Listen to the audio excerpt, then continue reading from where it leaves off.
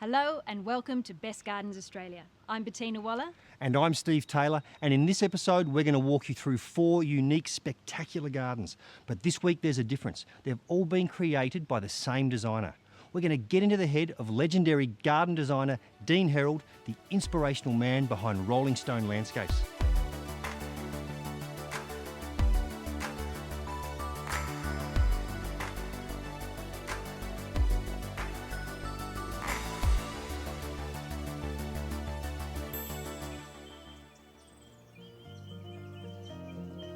We start our journey today with a garden that's broken the mould when it comes to a small space. Then Dean's going to reveal a garden that's very close to his heart. It has such beautiful meaning to him and the family who own it. And why would you want to go to a resort when you have one in your own backyard? And then I'm going to show you through Dean's very own garden. We'll see what a garden designer can create when he's given absolute free rein with only his imagination as a boundary. Hang around, you don't want to miss this. So Dean, where are we going to start our tour today? Look, this first garden is a great little garden in a suburb of Cavelli in Sydney. I can't wait to show you. Let's go have a look. Well, without any further ado, let's get this tour on the road. Let's do it. Cavelli is a small beachside suburb in Sydney's eastern suburbs. It's located about 8 kilometres southeast of the CBD. Now, to residents in the eastern suburbs of Sydney, it's a highly sought after location. But to non-locals, it's a secret, and one the locals are generally happy to keep. This garden has had the blessing of being attended to by Dean Herold of Rolling Stone Landscapes. Dean has a reputation of taking the bar, raising it, and then raising it again. Thanks for having us here today. That's a pleasure. It's one thing to have a beautiful garden, but when you're limited with space and you've got expectations on a brief for your clients, that's a whole other story. So tell me what you had here and how you worked with it. Look, I think the brief that I got from Mariana is very similar to what I get from a lot of clients. You know, they want a place to entertain with the kids, they want a pool, they want a barbecue, they want to do those family atmospheres. The difference I had on this job is I only had 110 square metres to play with. It's very different, isn't it? Very different, yeah. You took this to another level, though, by doubling up your uses of space. Talk me through how you managed to get everything in to make sure that Mariana had this amazing home. Look, I think a lot of it's about we have to make things do multiple things. But then the clever thing that we did in this job was we introduced a lot of mirrors, and that made the space look even far bigger than it actually really is. It is an amazing effect. Has this been beautiful to live with? Absolutely has transformed all of our lives. Dean really shares a very similar design aesthetic to us, and he interpreted everything that we gave to him in the brief, and as a result we enjoy this space every day. So there's so much about this garden that I've enjoyed seeing, but what's the bit for you that was a surprise even when you'd finished that you loved the most? It would be the feature mirror wall which abuts the dining area. It's priceless. Just to look at it from inside the house in the morning is beautiful because of the pattern that's been impregnated into the mirror, and it's done in panels, so it's not a stretch of mirror, it's very design based. With an L-shaped block, the challenge here was to create the illusion of space, add a pool and make each zone functional. The clever use of sinking the spa into the pool ticks the box of having a spa, yet it increases the size of the pool visually. So Dean, I have to put my hand up and say, I'm a fan of your work. Oh, thank you. Is this something you always wanted to do? Yeah, my story's a little bit different. When I was younger and in school, I was the kid that everyone came to draw the school banner or do all the design work or draw inappropriate pictures of the teacher and pass it around, and that was me. I was that kid. So I was naturally a drawer. And then I was looking at doing graphic art and doing in that design world, but I love working outdoors. So I actually applied for either graphic art or landscape. Now, it wasn't design back then, it was just landscape trade. And then I did my training in landscaping, but back then, again, design wasn't what it is today. It used to be a concrete path to the hills hoist. Yes, I really see that. Now that you say it that way, I see that in all of your gardens. There is a graphic element to it. You can see the design, you can see the drawing, you can see the artistic side of it, and you really do bring that and raise the bar in landscaping, don't you? Yeah, I've always been attracted to the architectural statements. I love architecture in general, like houses and buildings and great buildings. And there's great shapes in buildings that I think you can pull down and apply to the garden. Yes. And I think that's where my inspiration comes from a lot. You know, rectangular shapes or circular shapes or all those sort of different elements. And then you layer that with material and you have a client's brief behind you and you can come up with something pretty interesting. Castle Hill is a suburb in the northwest of Sydney. It's located about 24 kilometres from the CBD in an area known as the Hills District. From the smaller spaces, clever design, modern, to this amazing space in Castle Hill.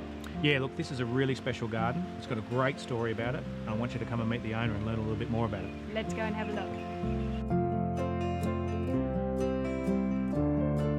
This garden is the definition of a labour of love. There is so much love, thought and careful planning in this garden. It's impossible not to feel it the minute you enter it. I want to say to you thank you for having us in this amazing garden, but it just seems so much more than that. It takes my breath away in so many ways. What did you have here? What did it start with? Well, originally it was an arena for the horses, and that's where the children used to train. We did want to have a garden here after having it so empty for so long, and we no longer had the horse, and the kids were now grown up. And we were thinking of a garden, and while we were in the process of thinking of a garden and we spoke to Dean about it, we suddenly lost one of our children. And this just totally was a shock to all of us. And we told Dean what had happened, and we asked him, could you help us, because we think now maybe the idea of the garden is going to be different. Right. It's going to change, the purpose of what we want to have. After a little bit of time and thought, we got back together again, and remember, we spoke. We did. And we said now the garden, we feel, should be a memorial.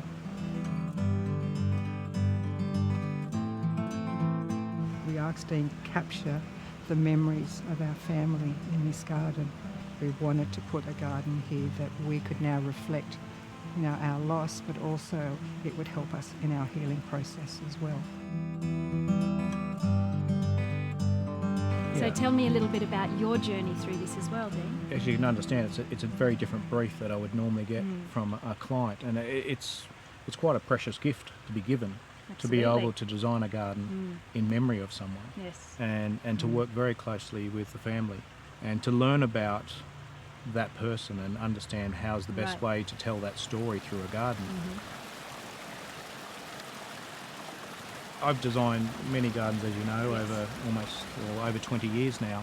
This was the most special garden I've ever designed, and I would probably say it will be the most special garden. The journey of the design and the movement of water and the avenue of trees, there's meanings behind a lot of elements through the garden. I mean, you could sit here and talk about it for 2 or 3 hours and every little detail and why that does that and why that does that, but it's not so much about breaking every element down. Sometimes it's about let it be what it is and just walk into it, and if you feel it, I've done my job.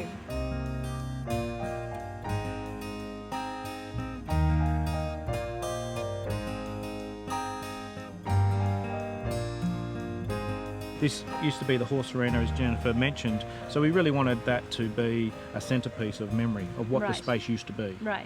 I actually remember the day that it arrived, and it was late in the afternoon, and my husband found out that it arrived, and it was pouring with rain. Yeah, it was. Remember? And he come running into the house. He said, "The horse is here, the horse is here." Thank you, Jennifer. Thank you so much for having us here today. Not only does this garden honour your family, I really feel that it's been an honour for me to be here too. So thank you very much. You're very welcome.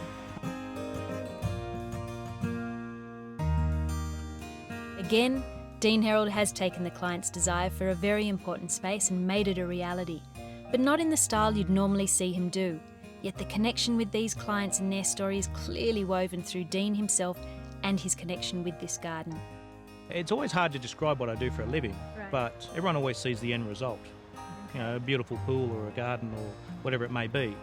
It's the journey that everyone misses. And it's only the clients that you have that go on that long journey, and we have these meetings and there's a glass of wine and there's this and there's that, and then at the end of the day the garden's beautiful and everyone sees the end product, but the story is the interesting bit.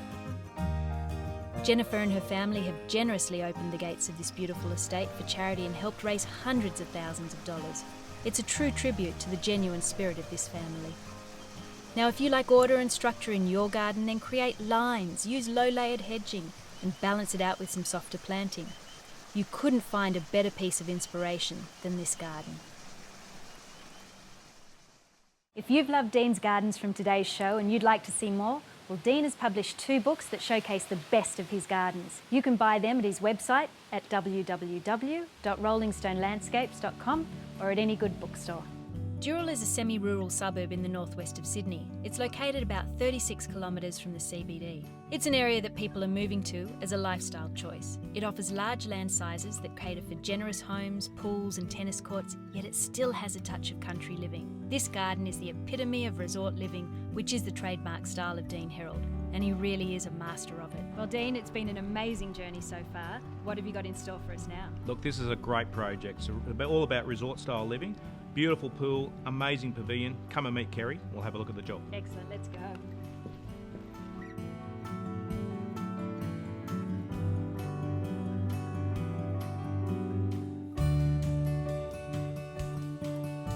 So Dean and Kerry, this house and this garden is truly amazing. It really takes resort living to a whole other level. Now, it's got to be a big story that comes with this house. Where did it start? What was the planning? 2.5 years ago, we met with Dean, my husband and myself, on the property. At that stage, there was nothing here except for a little old shack that was falling down, literally. Okay. We had a vision of what we wanted to achieve, but we just didn't know how to get there. Right. We sat up in the top corner and we sat on the block, literally sat down, felt the earth. I think that's the point where we literally trusted Dean and we fell in love with Dean. And I remember him saying to me, you're only going to do this once, so if you have to wait another year, do it right and, go that process. And we did. So is this the style that you always wanted? Did you feel that you wanted to be living resort style? Obviously, yes, but we didn't realise it was going to come out this amazing. When you're designing a brand new home, you've got that clear palette. You can do whatever you like, and especially on acreage, we're not limited by boundaries. But for this job, I really wanted to make sure that the water interacted with the architecture, so the pool goes right up towards the home. Yes. The outdoor pavilion was something that was going to draw you into that space, and then having the actual architecture sort of blend with the pool was also really important. A garden of this size could look soulless. It could be overwhelmed by space and have no sense of purpose or connection. But Dean is able to make this spacious garden look stunning. And while he has divided up the areas into various functional zones to suit every age and stage of any family, he's still maintained an open and connected feel between them all. So there's so many beautiful areas in this garden. Talk me through what the different spaces are. Look, a lot of the spaces just relate to that outdoor living experience. So we've got the pavilion there, which has cooking, dining, there's pizza, there's a fire. Fantastic. And it interacts with the tennis court, interacts with the swimming pool. So that's sort of the hub of this backyard area. And off that flows different pavement areas where we can all enjoy that space, and right through to the water features and open covered areas here as well. So you can just sort of wander out from the architecture and enjoy a coffee. Which is so important when you're in sort of Sydney summer to actually have undercover areas as well as those outdoor areas.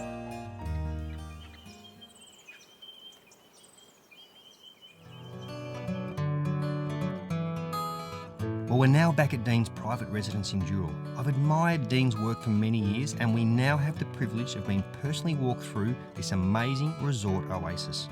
So Dean, we've seen all your clients and customers' gardens throughout the show. This is the last one we're seeing. Tell us a bit about your own garden. Bernie and I bought this land 12 years ago, and it was a dream for us to be able to build in Dural on acreage and to really create a floor plan that brought the garden into the house and the indoor-outdoor connection. You guys don't mind if I steal Dad for a while, because he is the superstar of the show. And we're going to walk around his garden and we'll catch up with you guys a bit later. Show me through, Dean. Can't wait to see it. What I love about this garden is the way Dean has blurred the lines between inside and out.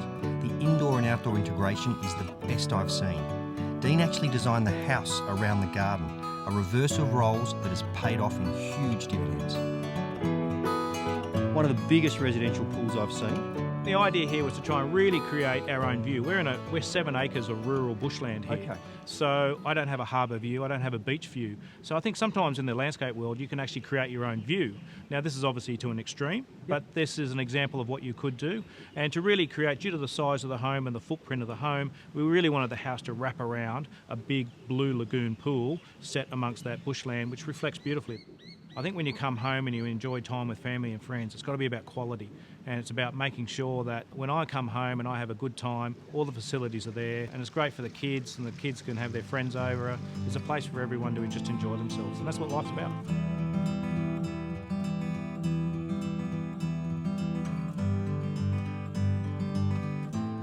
here we are in this great little Japanese courtyard. Yeah. Same property, same garden, different theme. Yeah, it just sort of goes to show that it doesn't all have to be the same. And when you've actually got on the other side of the home, you do something completely different. It relates to a different part of the house, a different room with a view.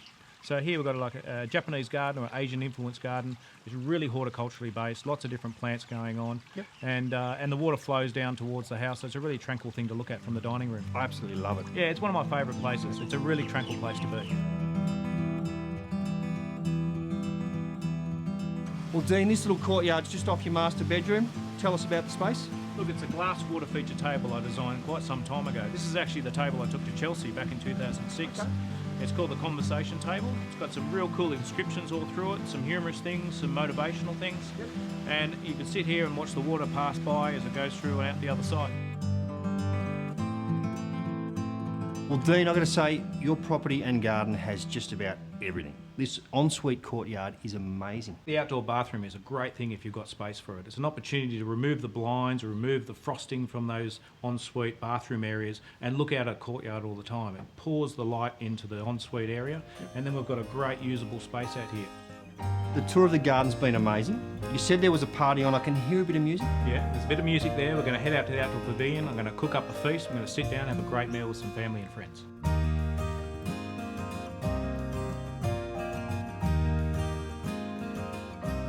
The alfresco zone and pool area are real standouts, fully equipped with every modern convenience one could wish for. And with our ever-increasing busy schedules, convenience is king. This outdoor entertaining space provides a permanent invitation for Dean, his family and friends to enjoy the outdoor Aussie way of life. Cheers, everyone.